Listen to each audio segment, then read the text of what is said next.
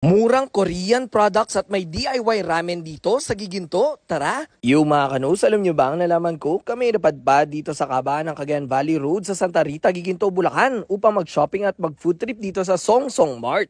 Alam nyo ba na pinakamura ang Korean products dito dahil direct sila from a supplier sa Korea at nagtatop din sila sa online store sa TikTok at sa Shopee.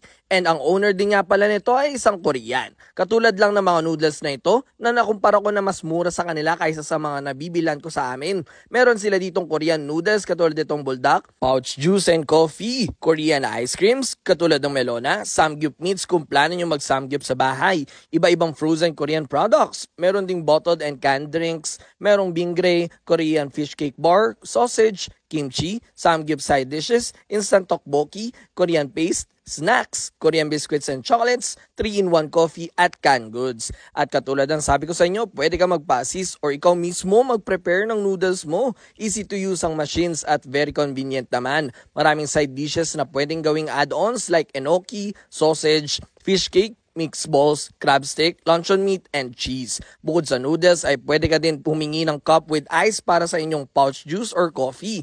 And may bago din silang kimbap and kimchi rice bowl na nakaprepare na upon ordering. FYI na may free kimchi and radish din sila pag dito kayo nag-dine in. Nasa Waze up nga pala sila if pupunta kayo at open sila from 10 a.m. to 12 midnight every day. O ano pang hinihintay nyo? Tara na dito sa Song Song Mart at mag food trip. Dito lang yan sa Giginto, Bulacan. Let's go!